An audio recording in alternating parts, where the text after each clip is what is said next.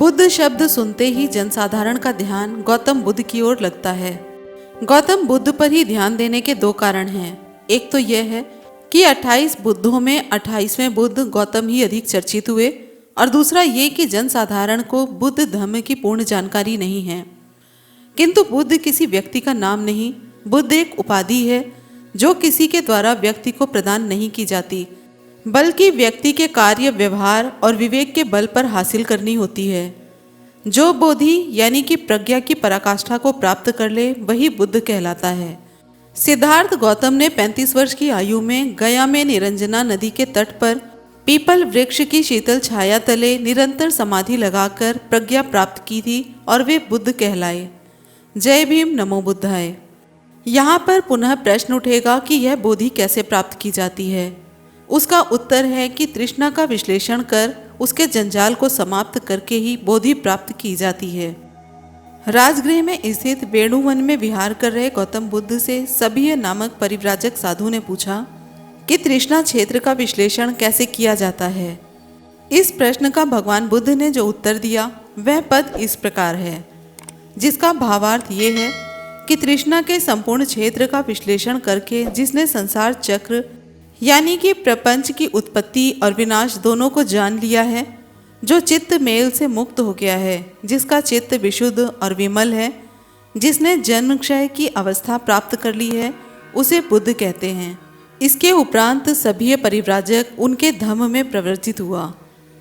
अब यह समझने का प्रयास करें कि तृष्णा पर कैसे काबू पाया जाता है, वह कौन सी साधना है। यह विधि तृष्णा को जड़ से समाप्त कर देना है। तृष्णा का इस प्रकार उच्छेद कर चित्त शुद्ध बनता है, मन पर नियंत्रण किया जा सकता है तथा जन्म क्षय की स्थिति बनती है। इस उपदेश को गौतम बुद्ध ने काशी के समीप सारनाथ में इस प्रकार दिया था। भगवान वो है जिसने राग, द्वेष, काम और क्रोध रूपी शत्रुओं को भग्न कर दिया।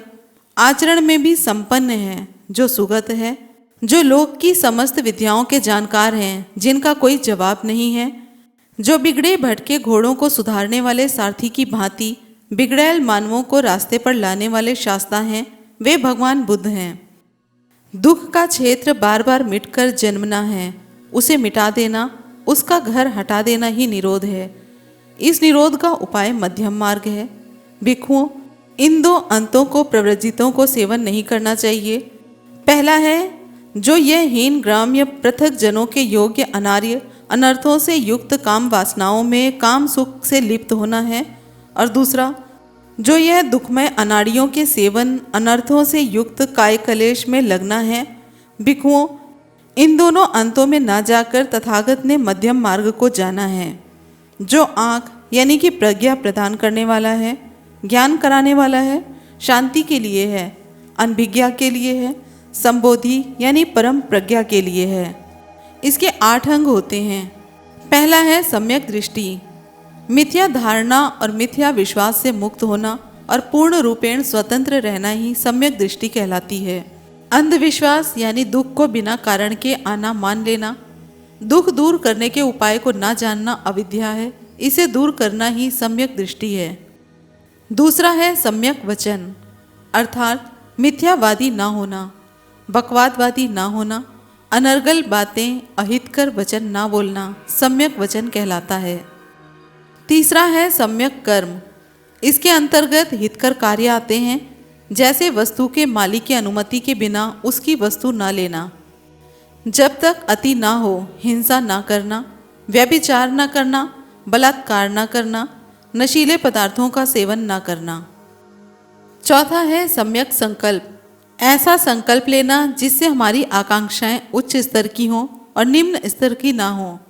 हम जिनके योग्य हों ऐसी ही आशा व आकांक्षाएं की जाएं, अन्य नहीं।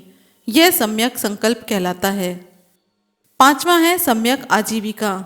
इसका अभिप्राय उचित प्रकार का व्यवसाय करना है, बिना मेहनत के मजदूरी ना लेना, किसी की विवशता का लाभ ना उठाना, अधिक लाभ ना कमाना, अर्थात व्यवसाय में आटे में नमक की भांति लाभ ग्रहण करना, ठगी और घटतौली करना, मिलावट करके ना बेचना, जीव हत्या से जीवन निर्वाह ना करना, नशाबाजी की वस्तुओं से धन नहीं कमाना, ये सभी शील कहलाते हैं।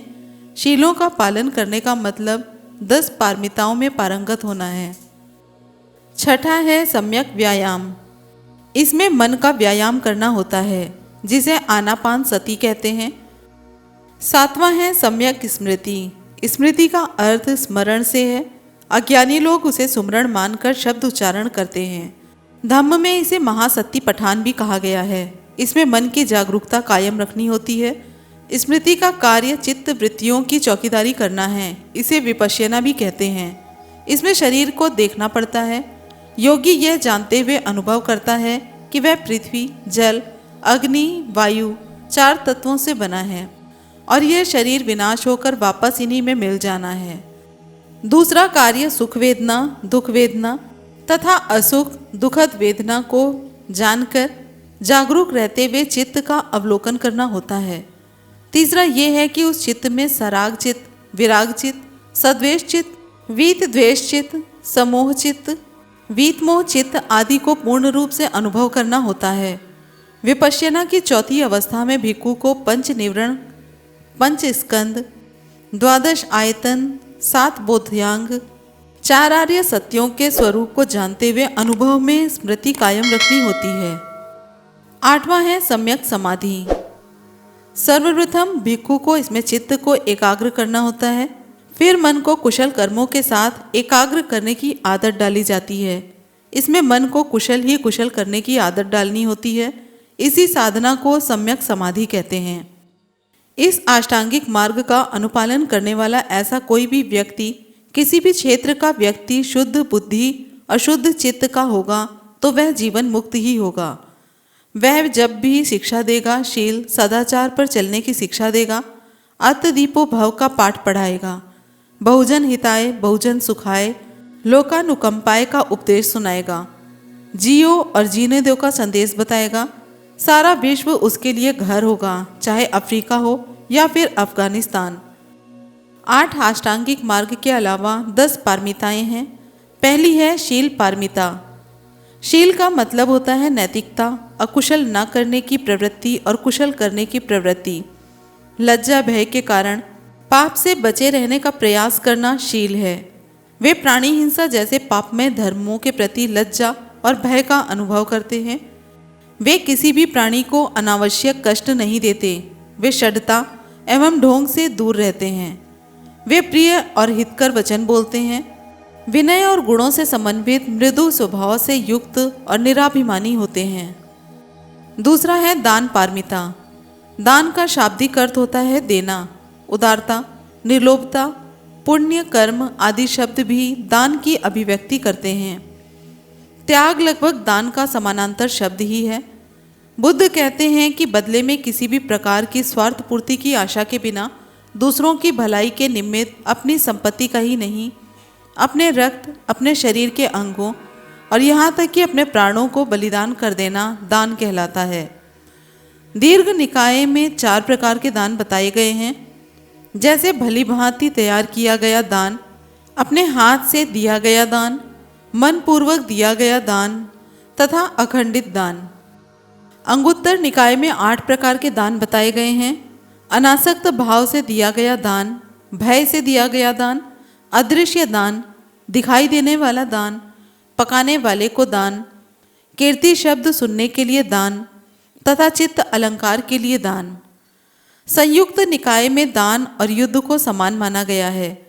जिस प्रकार युद्ध में शत्रु पर विजय प्राप्त करनी होती है, साहस के साथ वीरतापूर्वक युद्ध करना पड़ता है, इसी प्रकार छोटे से छोटे दान के लिए अपने अंदर के लोभ रूपी शत्रु पर विजय प्राप्त करना अनिवार्य है। दान पारमिता का लक्षण परित्याग है। तीसरा है नैष्क्रम्य पारमिता। इससे अभिप्राय है कि सांसारिक काम भोगों का त्याग। बोधिसत्व राज्य भोगों को तिनके के समान त्याग कर नैष्क्रम्य पारमिता की पूर्ति करते हैं। गौतम बुद्ध ने अपने समस्त भोगों को तलवार की धार पर लगे मधु बिंदु की तरह त्याग कर अपनी नैष्क्रम्य पारमिता बढ़ाई। उसी प्रकार बोधिसत्व राज्य प्राप्ति को थूक के समान छोड़ देते हैं। बुद्ध ने संसार और भौतिक वस्तुओं की अनित्यता, असारता और दुख स्वरूपता को जानकर ही नैष्कर्म्य पारमिता को ग्रहण किया। चौथा है वीर्य पारमिता। वीर्य का मतलब है सम्यक प्रयत्न। जिस कार्य को करने का निश्चय किया जाए उसे पूरी निष्ठा से तथा पूरे सामर्थ्य से पूर्ण करने का प्रयास किया जाना चाहिए। साथ साथ यह भी निश्चय हो कि जब तक वह काम पूरा ना हो जाए उसे बीच में नहीं छोड़ना चाहिए। होशपूर्ण अपनी भीतरी क्षमताओं को, शक्तियों को पूर्णतः जागृत करके लोक कल्याण और आध्यात्म साधना के पथ में इसे संपूर्ण साहस से पूर्ण करना चाहिए। इस पारमिता की पूर्ति के लिए मनुष्य को अद्भुत साहस और वीरता का परिचय देना पड़ता है। वह परहित के लिए कार्यक्षेत्र चुनता है और उसे निष्ठा से पूर्ण करता है। इस पारमिता की प्राप्ति के लिए सभी प्राणियों के लिए पुण्य भावना, सभी प्रकार की देने लायक चीजों का परहित में परित्याग सद्धर्म के अनुसार बिना किसी भेदभाव के करते हैं। पांचवा है शांति पारमिता। इस पारमिता की प्राप्ति के लिए सहनशीलता को धारण किया जाता है। इसकी प्राप्ति के लिए लाभ, अलाभ, यश, अपयश, निंदा, प्रशंसा, सुख, दुख सबको समान देखना चाहिए। कटु और मधुर का भेद नहीं करना चाहिए। घृणा के उत्तर में घृणा नहीं करना पारमिता का सार है, क्योंकि घृणा से घृणा कभी मिटती नहीं। क्षमाशीलता से ही घृणा का अंत होता है। बड़ी से बड़ी पीड़ा को भी अनित्य बोध करने के आधार पर सहन किया जाता है। यह क्रोध द्वेष को नष्ट करने वाली होती है। इससे क्रोध से मुक्ति और अपमान के प्रति सहनशीलता बढ़ती है। मन स्थिर रहता है और स्थिर मन शुद्ध रहता है, जो अकुशल कर्मों से बचाता है। छठा है सत्य पारमिता। अन्य सभी पारमिताओं से सत्य पारमिता अधिक कठिन है। परिपूर्णता के लिए यह पारमिता आवश्यक है। आदमी को कभी अकल्याणकारी नहीं बोलना चाहिए तथा सभी पापों को त्याग कर सत्य के अधिष्ठान को प्राप्त करने का प्रण करना चाहिए। मनुष्य को केवल कल्याणकारी ही बोलना चाहिए। चुगली, कठोर वाणी और बकवास से सदा विरत रहना चाहिए। सातवां है अधिष्ठान पारमिता।